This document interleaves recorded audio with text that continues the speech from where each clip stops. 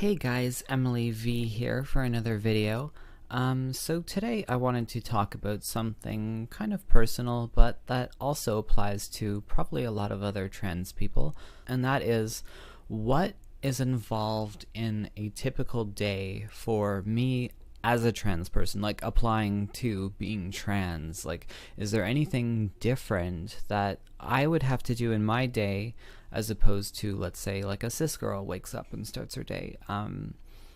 What's different? So, a few things that I should mention first are that I am mostly pre-laser, and that I've only had, I think, like one session, and it was like a couple or a few years back.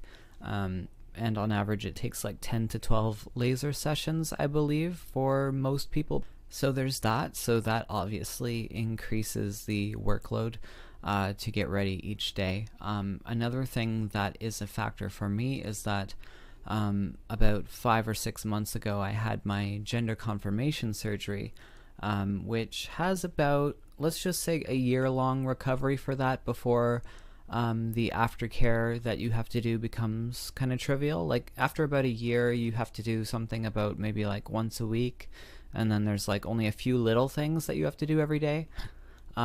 So up until about a year, you're doing a fair amount of work. That's like every day you're gonna have a solid chunk of stuff to do. So those are two very big important factors because they create very time-consuming activities that you have to do. So what I generally tell people when I'm talking to cis people about this is I say that I have about 5 hours of trans chores a day. I just call it trans chores because it's a lot simpler than trying to explain it to every single person who asks, because like it's a big part of my life. It takes a huge chunk of my day. Like I said, 5 hours for me. That I know it's different for everybody, and I have a lot of like compounding factors that are making it kind of a bigger deal for me. But this is a real thing. So anyway, let's go through it. So I wake up, and one of the first things I do is have breakfast because, oh, breakfast, cool, whatever. So with my breakfast, I take all of my prescriptions, like my hormones and all that kind of stuff. I don't take T blockers anymore since I had the surgery, so I don't need that anymore. So it's like estrogen and progesterone and, you know, all my other prescriptions. At the same time, I'll take painkillers because what comes up next in my morning routine is dilation, which is a part of GRS surgery aftercare. So once I take the painkillers, I have to wait about an hour before they start to kick in. Of course, this varies. Like if you get liquid gels or other like fast-acting medications, it can be less, but for me it's about an hour. So whatever, during the hour I'll either try and get some work done, or if I don't have much to do, maybe I'll game, maybe I'll go on World of Warcraft, watch some TV, it doesn't really matter. Once that hour has passed, then I begin dilation.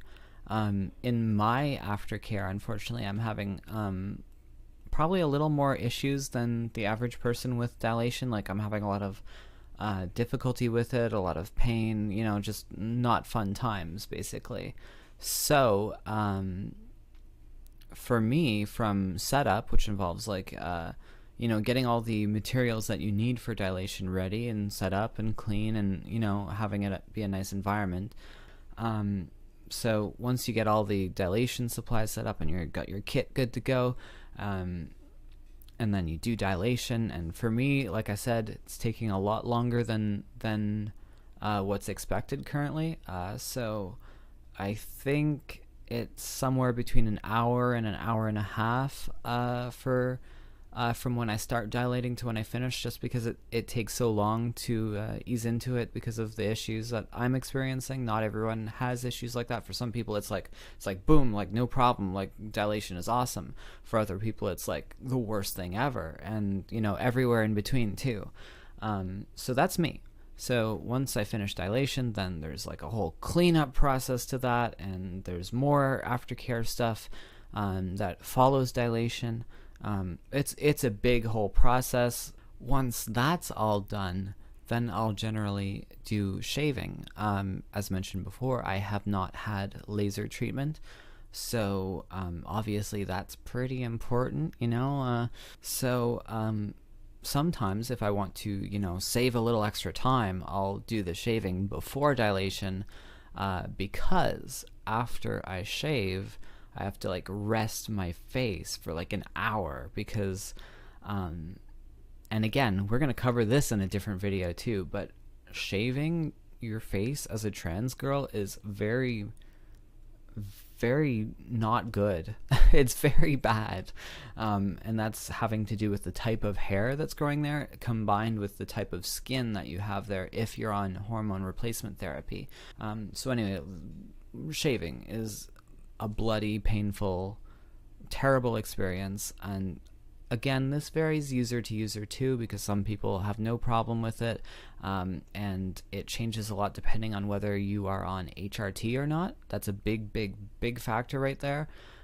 So again, this doesn't apply to everyone. I'm just telling you guys what my day goes like. So at this point, we've shaved, we've done dilation, painkillers are done, breakfast done, all that. We're good, right? So then we move on to makeup. And I hate to keep repeating myself, but there's another video on that too. If you want to see what my makeup routine involves, you can just search for that on my channel. You can type in makeup. I made a little video. It's not a tutorial. What it is just me sharing with you guys what I do. I'm not saying that what I do is good or that it's right or that's how you should do it or anything like that, but people have asked me. Anyways, so I will do my makeup, and for me that has usually been somewhere between 45 minutes to an hour from start to finish. What I do with my makeup is a very thorough cover job, like, because I am like obsessed with making sure that there's no visible like hair follicles or like shadow or like anything, like, you know, like I'm pretty crazy about making sure there's not like, you know, little anything visible, like, so I go a little overboard with that.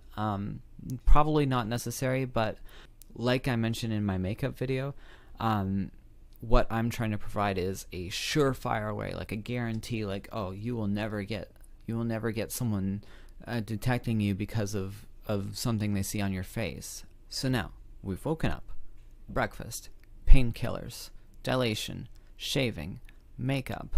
By the time all that's done, then I will, you know, go on to more normal stuff, like, you know, picking out my outfit for the day, and more like aesthetics things like that, rather than like, oh, I need this to not get like beaten on the streets kind of thing, like, or, you know, like whatever terrible things could happen. I don't know, because I've never like left the house like that before, and I would never. Oh my gosh. In fact, like, just recently I purchased this like really scary skull bandana so that when I don't have makeup on, and like, let's say, oh, someone needed to come do a like emergency maintenance job on the house, then I become skull keeper or whatever, and then I don't have to worry about like, oh, how am I gonna do makeup? Oh, I didn't shave. Oh no, because now I'm Skullmo. I don't know. I haven't come up with a name for that character yet. That I become when I put on the bandana. Will we talk about that in another video? I don't think so. But anyways, that is my morning routine to getting ready, or what I call my trans chores. But like I said, it takes me about, you know, 4 to 5 hours. The time varies obviously depending on like if I'm in a rush, or, you know, if I feel like I can take my sweet time, or whether I want to do a really good dilation, like really get it in there, you know, or whatever. Like, so it can vary. Anyways, thank you very much, guys, for watching this video. Hopefully this will save me from having to explain it person to person to person. I can just link them in this video, so even if it's not great for like just an informational video, at least it helps me explain something to you guys who ask this a lot, especially cis people. And if you guys want to see more of what I do or help support me, please consider going to patreon.com/DMR.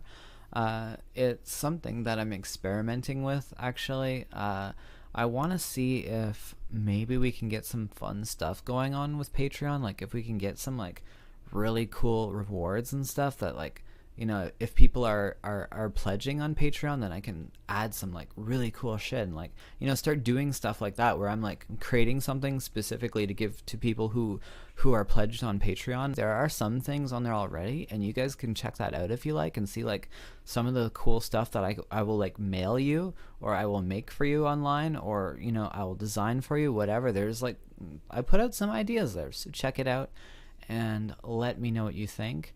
And I'll see you guys really soon.